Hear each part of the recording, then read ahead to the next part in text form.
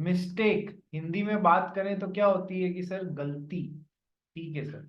Law में contract बनाते समय दो कैटेगराइजेशन में मिस्टेक पढ़ना है अपने को। Mistake as to facts and mistake as to law. Mistake as to facts and mistake as to law.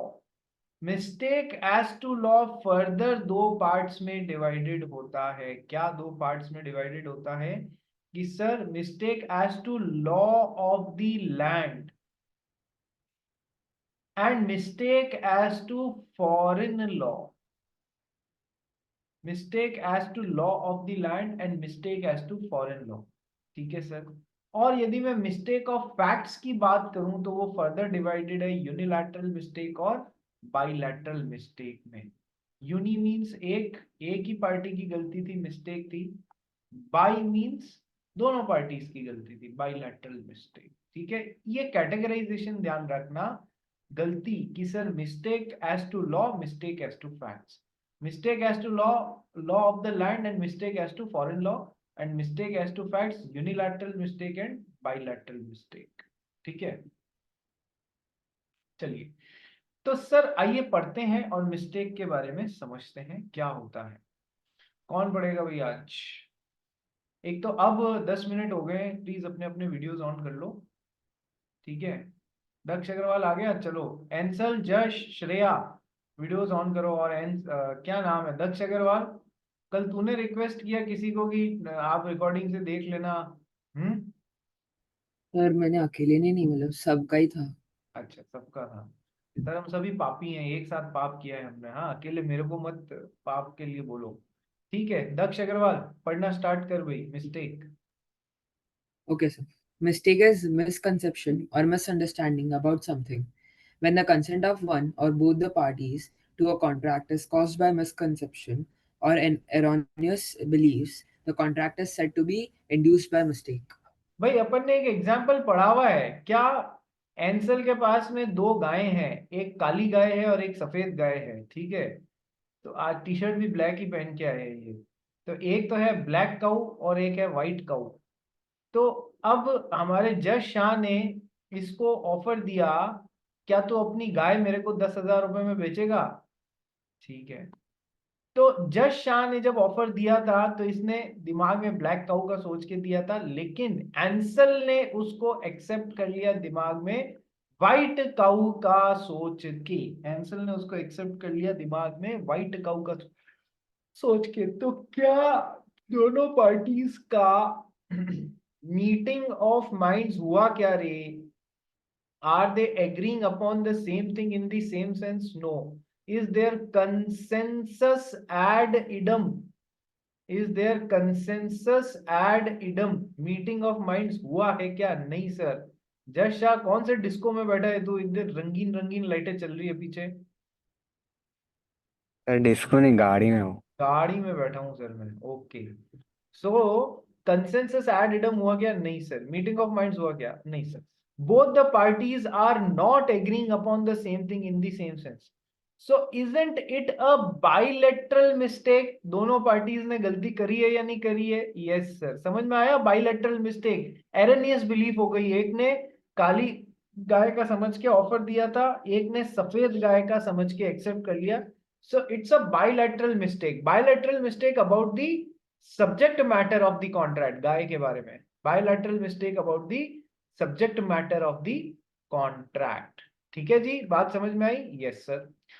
अब समझने वाली, हाँ क्या हुआ जश बोल। तो पर बायलैटरल कैसे हो इसमें? तो जो ऑफर दे रहा है उसकी गलती हुई ना, उसने स्पेसिफाई नहीं किया कौन सा, किस क्या चाहिए उससे। तो एंसल की भी गलती है ना। इसने या तो पूछ लेना चाहिए था, क्लैरिफाई कर लेना चाहिए था, भाई तू मुझे कौन सी वाली गाय के लिए दे रहा है, ब्लैक काऊ के लिए दे रहा है या व्हाइट। उसने भी बिना पूछे ही एक्सेप्टेड। 10,000 रुपये मिलते ही अंधा हो गया वो भी। ठीक है, या 10,000 रुपये एक साथ देखने मिलेंगे। कहाँ है एंसल? अरे गायब हो गया। एंसल टी शर्ट चेंज करने गया है, यहाँ ब्लैक पे और ही सर। ब्लैक और व्हाइट से अलग कोई ग्रीन पहन के आएगा। ठीक है, चलो। तो मैं ग्रीन वाला एग्जांपल दे दूंगा, तो चिंता मत कर। नेक्स्ट, अब sir it's a bilateral mistake, क्योंकि दोनों पार्टीज ने गलती की है। खैर बायलैटरल यूनिलैटरल पे अपन बाद में आएंगे। मिस्टेक का मतलब समझ में आ गया sir, erroneous belief. Mistake is a misconception और मिसअंडरस्टैंडिंग अबाउट समथिंग। दोनों पार्टीज ने कुछ मिसकंसेप्शन और मिसअंडरस्टैंडिंग के कारण एग्रीमेंट बना लिया। So when the consent of one और बोथ द पार्टीज, वन यानी कि यूनिलैटरल और बोथ यानी कि bilateral, one or both the parties to a contract is caused by such a misconception or erroneous belief, the contract is said to be induced by mistake. I hope आपको मतलब समझ में आ गया होगा। ठीक है, अब अपन types of mistakes broadly classified under two categories: mistake of law, mistake of law of land and mistake as to foreign law. Sir mistake of law में देखो, तुम लोग भारत के वासी हो, ठीक है, चाहे जस शाह हो, चाहे दक्ष अग्रवाल हो, चाहे एंसल फर्नांडीज हो, चाहे ऋचा हो, कोई भी हो, सब इंडिया के निवासी हो। तो अब सर है ना, जस शाह ने और दक्ष अग्रवाल ने एक कोई एग्रीमेंट बनाया। ओके सर, एग्रीमेंट में उन्होंने सर कानून के विरुद्ध जाके कोई बात कर दी। इन द सेंस कॉन्ट्रैक्ट बनाते समय उन्होंने कोई ऐसी मिस्टेक कर दी जो कि law of the land, law of land यानी कि कौन से लॉ की बात हो रही है सर? इंडिया की बात हो रही है। लॉ ऑफ द लैंड के खिलाफ है, ठीक है। तो क्या उसके लिए तुमको एक्सक्यूज किया जाएगा कि अच्छा चलो तुम्हें लॉ पता नहीं था तो हम तुमको एक्सक्यूज कर देते हैं? नहीं, तुम्हारे से इतना एक्सपेक्टेड होगा कि तुम तुम्हारे लॉ ऑफ द लैंड को जानो समझो। यदि तुम्हारे को उसमें कोई मिस्टेक हो गई है लॉ को समझने में, तो तुम एक्सक्यूज नहीं मार सकते कि सॉरी मुझे लॉ पता नहीं था, पता होता तो मैं ऐसा नहीं करता। क्या ये एक्सक्यूज ले सकते हो? क्या कोर्ट्स तुम्हें छोड़ेंगे? क्या कोर्ट्स तुम्हें छोड़ेंगे? नहीं सर, ठीक है। तो you can not say that I was ignorant of the law, I was not knowing the law, मैंने मिस्टेक कर दी है लॉ ऑफ द लैंड के कारण, ये एक्सेप्टेबल ही नहीं है, ठीक है। जबकि फॉरेन लॉ में मान लो तुम हो इंडिया के, लेकिन तुम किसी फॉरेन एंटिटी के फॉरेन लॉ के हिसाब से तुमने गलती कर दी है, तो ये एक्सपेक्टेड नहीं होता है कि तुमको सारे फॉरेन लॉ भी ध्यान में पड़े। देखो वहां भी फॉलो तो करने पड़ते हैं, लेकिन क्या तुम वहां ये एक्सक्यूज ले सकते हो देखो मैं इस देश का नहीं हूं, मेरे को पता नहीं कि ये इस देश का कानून कैसे काम करता है, वहां फिर मान लिया जाएगा। लेकिन आप इंडिया में रहते हुए इंडियन कानून को फॉलो नहीं करने की बात करोगे तो कोई नहीं मानेगा। यही होता है mistake as to law of land, जहां पर कोई एक्सक्यूज नहीं है इस चीज के लिए। And mistake as to foreign law, mistake as to foreign law, वहां पर कभी कभार एक्सक्यूज कर दिया जाता है, पढ़ते हैं और फर्दर समझते हैं। Mistake of law as of two types: mistake as to law of land and mistake as to foreign law. पढ़ना भाई दक्ष अग्रवाल इसको।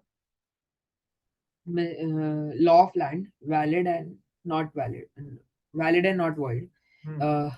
Ignorantia juris non excusat, that is, ignorance of law is no excuse. देखो In ये another Latin, words, एक minute, ये Latin term है इग्नोरेंटिया, इग्नोरेंटिया जूरिस नॉन एक्सक्यूजेट।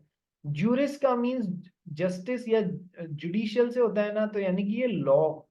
इग्नोरेंटिया that I was ignorant, I was ignorant of the law is cannot be taken as an excuse, cannot be taken as an excuse. Ignorantia juris non excusat, ignorance of law cannot be taken as an excuse। ये लिखा है ignorance of law is no excuse। अरे भाई मुझे पता नहीं था कि ऐसा ऐसा है, ठीक है, इसलिए कृपया मेरे को कॉन्ट्रैक्ट या एग्रीमेंट पूरा करने से छूट दी जाए। नहीं, आप इग्नोरेंट थे तो भी अब आपको भले ही कानून ध्यान नहीं था, उस कानून के हिसाब से आपको काम पूरा करना पड़ेगा। वो कॉन्ट्रैक्ट वैलिड रहेगा, वो वॉइड इस बेसिस पे नहीं हो सकता कि आपको देश का कानून ध्यान नहीं है और आपको उसे पूरा करना पड़ेगा।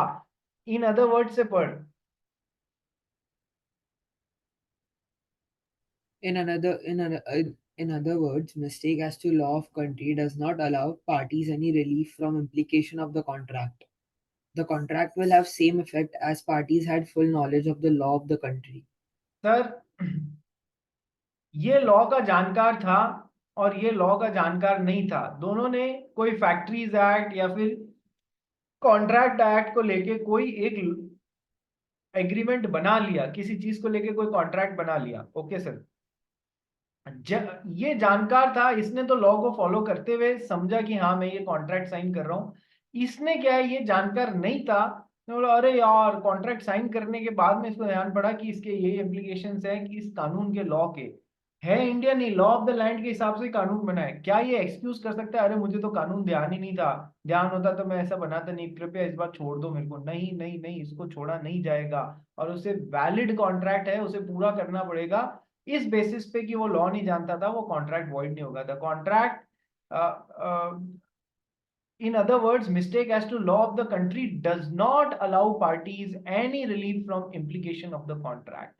ठीक है, जो कॉन्ट्रैक्ट के जो असर आने वाले, इम्प्लीकेशंस आने वाले, उससे कोई रिलीफ नहीं मिलेगी इस बेसिस पे कि मैं लॉ नहीं जानता था अपने खुद के देश का। The contract will have the same effect as parties had full knowledge of the law of the country. ऐसा मान के आगे बढ़ा जाएगा कि जैसे पार्टीज को अपनी देश के कानून की पूरी जानकारी होते हुए उन्होंने ये कॉन्ट्रैक्ट बनाया है, वैसा ही इफेक्ट माना जाएगा और वो वैलिड रहेगा। दोनों को अपने अपने काम पूरे करने पड़ेंगे और वो वॉइड नहीं होगा, वो वैलिड कॉन्ट्रैक्ट होगा। देखो अपन क्या पढ़ रहे हैं सर, अपन है ना कॉन्ट्रैक्ट एक्ट पढ़ रहे हैं, जो कि कहाँ आता है कि सर बिजनेस लॉज में आता है। तो मोटा मोटा ये किसका पार्ट है कि सर सिविल लॉ का पार्ट है। It is not a part of criminal law. Criminal law में तो आपको क्या क्या चीजें पढ़नी पड़ती है। क्रिमिनल लॉ में तो सर जैसे आईपीसी वगैरह, जो अब बीएनएसएस वगैरह में चेंज कर दिया, आईपीसी हट गया, यानी कि क्या पढ़ना होता है सर, किडनैपिंग, बीटिंग, मर्डरिंग, ठीक है, किसी को, किसी की प्रॉपर्टी खराब कर दी आपने, किसी पे कोर्जन एक्सरसाइज कर लिया, ये वो जबरदस्ती एक्सरसाइज कर ली, ये सब है क्रिमिनल लॉ के पार्ट्स, ठीक है सर। सिविल लॉ में जैसे क्राइम होता है ना, वैसे मेजरली उसके लिए कोई जेल में नहीं डाला जाता है, यस। तो सिविल, अपन सिविल लॉ में पढ़ रहे हैं कि सर आपने एक दूसरे के साथ में कॉन्ट्रैक्ट बनाया as per law of the land, उसके लिए आप ये एक्सक्यूज नहीं ले सकते कि मुझे लॉ पता नहीं था, ठीक है, इसलिए प्लीज एक्सक्यूज दे दो, वैलिड कॉन्ट्रैक्ट नहीं, इसको वॉइड कर दो, ना ना ना, चलेगा ही नहीं है, ठीक है। अब मैं आपको सिमिलर एग्जांपल, इग्नोरेंट या जुरिस नॉन एक्सक्यूजाट का एग्जांपल क्रिमिनल लॉ में देता हूं, जस्ट इस बात को समझाने के लिए, जस्ट इस बात को समझाने के लिए। इसको ये अप्लाई मत कर लेना कि सर अच्छा ये तो फॉरेन लॉ पे भी ऐसे ही अप्लाई हो जाएगा क्या, नहीं, ठीक है। इसलिए जस्ट इसको समझने के लिए समझना, एक सेकंड के लिए मैं तुमको जैसे एग्जांपल बताता हूं। मान लो हमारी प्रिशा है, ठीक है सर।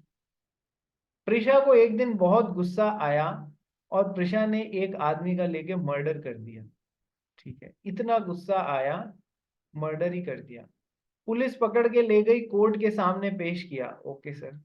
कोर्ट ने बोला प्रिशा जी, चूंकि आपने इसका मर्डर किया है, आपको ताजीरात हिंद की दफा 302 के तहत ताउम्र कैद की सजा दी जाती है, 14 ईयर्स लग गए, ठीक है। प्रेशा चिल्लाई, सर मुझे पता नहीं था कि भारत के कानून में मर्डर करने के लिए या तो 14 साल की जेल होती है या फिर हैंग्ड टिल डेथ होता है। जो मुझे पता होता तो मैं मर्डर करती ही नहीं, ठीक है, जो मुझे पता होता तो मैं मर्डर नहीं करती, कृपया मुझे छोड़ दिया जाए, आई was ignorant of the law, ठीक है। कोर्ट सुनेगा क्या, नहीं सुनेगा। तूने चाहे लॉ की जानकार थी या नहीं थी, तुझे पता नहीं था, तेरे हाथ से क्राइम हुआ है, तो अब तुझे उसकी सजा भुगतनी पड़ेगी। Can she say I was ignorant of the law so kindly excuse me for murdering? No, she will not be excuse. Logic समझ में आया? आप तो अपने देश का कानून जानते हो चाहे नहीं जानते हो, आपको उसको फॉलो करना पड़ेगा, ठीक है। लॉजिक समझ में आया? ये क्रिमिनल साइड से मैंने एग्जाम्पल दिया है, पर सिविल लॉ से समझना, क्राइम वाला बस एग्जाम्पल यहीं पर रख देना, ठीक है, फॉरेन लॉ में मत अप्लाई कर देना, केवल समझाने के लिए दिया है। फॉरेन लॉ में एक्सक्यूज मिल जाता है क्योंकि ये एक्सपेक्टेड नहीं होता है कि आप फॉरेन लॉ को जाने। केवल सिविल साइड की बात कर रहा हूँ, क्रिमिनल साइड में वहां पर भी एक्सक्यूज नहीं है। विदेश जाके किसी का मर्डर कर दोगे तो वहां के लॉ से छूट जाओगे क्या? नहीं सर, केवल सिविल लॉज में, फॉरेन लॉ नहीं भी जानते हो तो कई बार ये एक्सक्यूज जैसे लिया जा सकता है। क्या लिखा हुआ है? Contracts which are caused by mistake of foreign law are can be taken as void contracts। They are founded on a belief that one cannot be expected to know about the foreign law. तो वहां पर आप sir उन्हें बोल सकते हो, देखो मुझे तुम्हारे देश के कानून का इतना परफेक्ट आइडिया नहीं था, उस मैंने कुछ और मिस्टेकनली समझ के उसको बोल दिया, तो सर क्या वो वॉइड कॉन्ट्रैक्ट बनाए जा सकते हैं इस बेसिस पे? यस, वहां पर छूट है, यहाँ पर नहीं है। ठीक है, सिविल साइड की बात कर रहा हूँ, क्रिमिनल साइड की बात नहीं कर रहा हूँ। तो mistake as to law of land will भले ही हो गई है सर, कॉन्ट्रैक्ट वैलिड रह के जो उसमें लिखा गया है वो आपको फॉलो करना होगा और वॉइड कॉन्ट्रैक्ट नहीं बनेगा। जबकि यहाँ फॉरेन लॉ में यदि आप ये एक्सक्यूज ले रहे हैं तो विचार किया जाएगा, वो वॉइड कॉन्ट्रैक्ट हो सकता है। क्या दोनों में फर्क समझ में आया? यस सर, दोनों में फर्क समझ में आया। एंसल, देवांश, श्रुति, कनव, ऋचा जी, कविश, श्रेया वीडियो ऑन कर।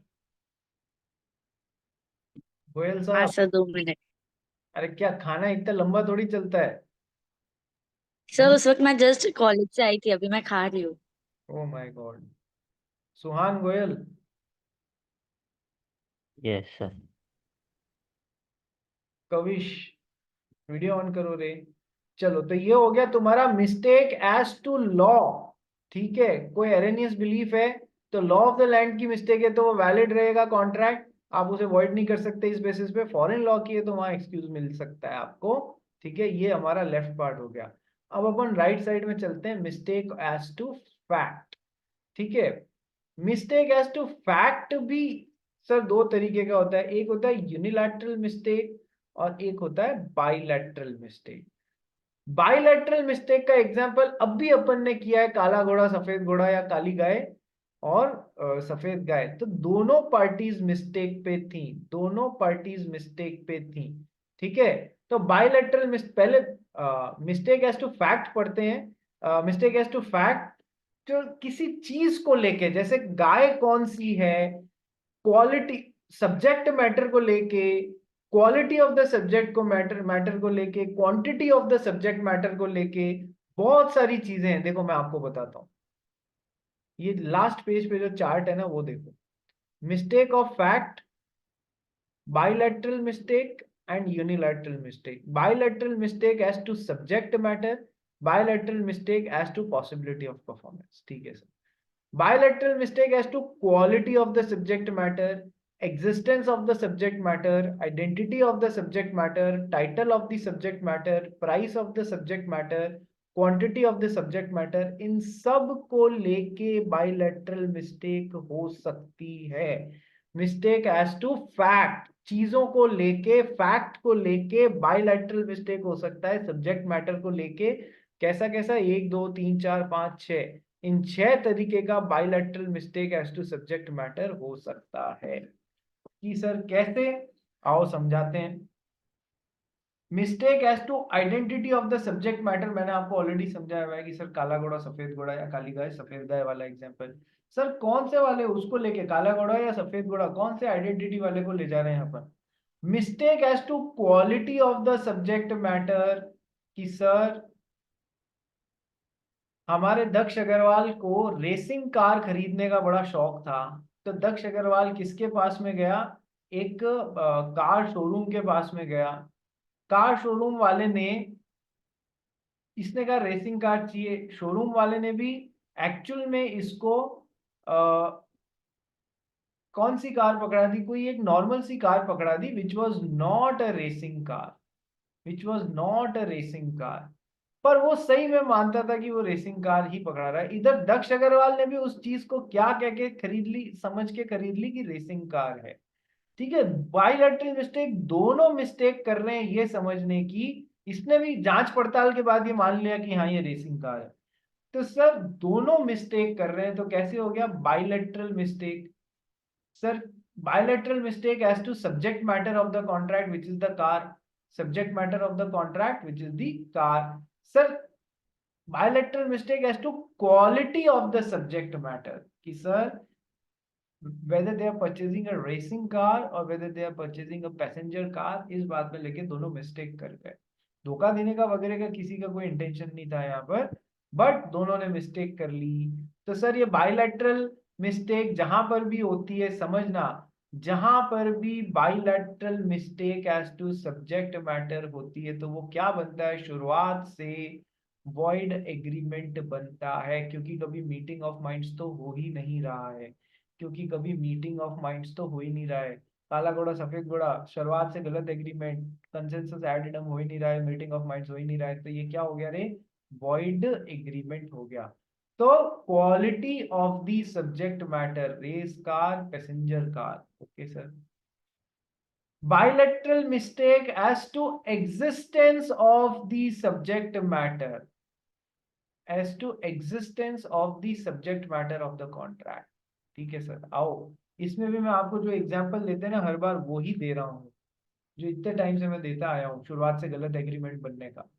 क्या सर, मान लो सुहान गोयल एक शिपिंग लाइन चलाता है, तो इसका एक शिप आ रहा था from China to India, okay sir. Ship में बहुत सारे कंटेनर्स थे, उसमें से सुहान गोयल ने कनव के साथ में एग्रीमेंट बनाया।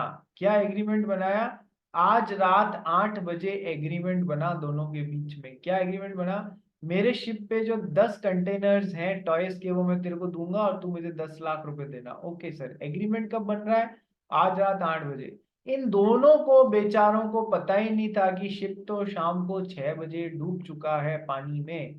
ठीक है, वो शिप अब कभी भी वापस, मतलब ये एग्रीमेंट कभी भी पूरा किया नहीं जा सकता। सर कैसा एग्रीमेंट है, क्योंकि 6 बजे ही सब्जेक्ट मैटर डूब चुका था और 8 बजे बना रहे हैं, तो ये पहले तो पढ़ा हुआ है ना अपन ने, वॉइड एग्रीमेंट है। वॉइड एग्रीमेंट कितने तरीके के होते हैं, खरतड़े बता।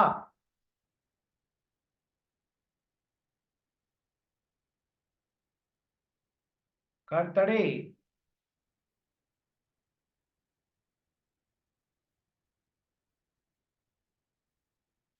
अरे खरतड़े बता दे भाई, वॉइड एग्रीमेंट कितने तरीके के होते हैं। सर 4। 4 तरीके के, कौन कौन से, चल बता।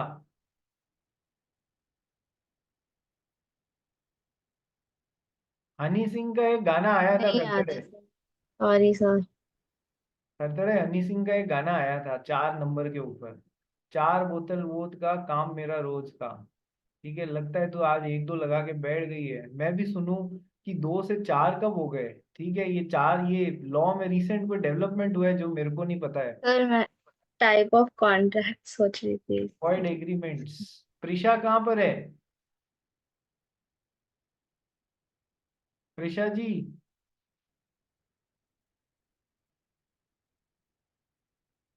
प्रिशा, हाँ हाँ सर, हाँ। वॉइड एग्रीमेंट कितने तरीके के होते हैं, सर 2 तरीके के होते 2 के होते हैं हैं। ना। तेरी फ्रेंड तो 4 बोल रही थी। 2 ही होते हैं सर अच्छा, कौन शायद। कौन से होते हैं बेटा, वॉइड एग्रीमेंट का मतलब क्या होता है। सर जो अग्रीमेंट वैलिड नहीं होता है, मतलब वो एनफोर्सेबल बाय लॉ नहीं होता है। ठीक है, तो फिर वॉइड एग्रीमेंट और वॉइड कॉन्ट्रैक्ट में क्या डिफरेंस होता है, ये भी एनफोर्सेबल बाय लॉ नहीं है, ये भी एनफोर्सेबल बाय लॉ नहीं है, वॉइड है दोनों, दोनों में डिफरेंस क्या होता है रे, वॉइड एग्रीमेंट और वॉइड कॉन्ट्रैक्ट में। तो बोलू, तेरा नाम प्रिशा है क्या, बोल प्रिशा। कॉन्ट्रैक्ट एक्ट आधे के आसपास खत्म करने आ गए हैं अपन, है ना। ये बहुत बेसिक फर्स्ट चैप्टर में पढ़ाया था मैंने और बोला था कि ये पूरे एक्ट में काम आएगा। प्रिशा सुन मेरी बात, ठीक है, बोर्ड आ रहे हैं, दैट इज फाइन, लेकिन सीरियस हो जा। मेरा सब्जेक्ट तेरे को रोज पढ़ना पड़ेगा, नहीं पढ़ेगी तो मम्मी तेरे को और मेरे को दोनों को वापस पढ़वाएगी। ठीक है, ऐसे सीए ब्रीच नहीं होगा, ऐसे फोड़ नहीं पाओगे तुम। जश शाह बोल। सर वॉइड कॉन्ट्रैक्ट स्टार्टिंग से वॉइड रहता है, वॉइड एग्रीमेंट पहले एनफोर्सिएबल करेक्ट एग्रीमेंट रहता है और फिर वो इवेंचुअली वॉइड बनता है। ठीक है, मुझे पता था तेरी उल्टी खोपड़ी है इसलिए तू उल्टा ही जवाब देगा। ठीक है, क्या बोलता है, सर वॉइड कॉन्ट्रैक्ट शुरुआत से गलत होता है और वॉइड एग्रीमेंट एक बार सही होता है, बाद में जाके गड़बड़ हो जाता है। तूने इसका इसको बता दिया और इसका इसको बता दिया। वॉइड एग्रीमेंट जो शुरुआत से गलत होता है कभी भी एनफोर्सेबल नहीं होता है। Contract is an agreement which is legally enforceable. ये यहीं आके रुक जाता है, ये वाला पार्ट नहीं होता है तो कभी भी कॉन्ट्रैक्ट नहीं बनता है। जबकि वॉइड कॉन्ट्रैक्ट, चूंकि नाम में कॉन्ट्रैक्ट आ रहा है तो ऐसे याद रखो कि सर ये एक बार तो ये भी आ जाता है और ये भी आ जाता है और ये कॉन्ट्रैक्ट बन जाता है वैलिड कॉन्ट्रैक्ट, लेकिन बाद में कुछ ऐसा हो जाता है कि ये अब वैलिड नहीं रहता है, वापस एनफोर्सेबल नहीं रहता है, तो अब ये वॉइड कॉन्ट्रैक्ट, यानी कि अब ये कोर्ट में कॉन्ट्रैक्ट एनफोर्सेबल नहीं बचा है। फर्क समझ में आया जश, प्रिशा, श्रुति? Yes sir. आ गया ना तीनों को या सबको? Yes sir. अब अपना मेन सवाल, सर वॉइड एग्रीमेंट कितने तरीके का होता है? सर एक तो होता है वॉइड एब इनिशियो और एक होता है डिस्कवर्ड टू बी वॉइड। बताया था या नहीं बताया था? वॉइड एब इनिशियो सर है तो दोनों ही शुरुआत से गलत, लेकिन इधर बाद में पता पड़ता है, बाद में डिस्कवर करते हैं कि हम शुरुआत से गलत हैं। कैसे? कि सर इधर का example, agreements made with minors are void ab initio. कौन सा? Mohori Bibee versus Dharmodas Ghose. Agreements made with minors are void ab initio. शुरुआत से गलत हो और हमेशा रहोगे।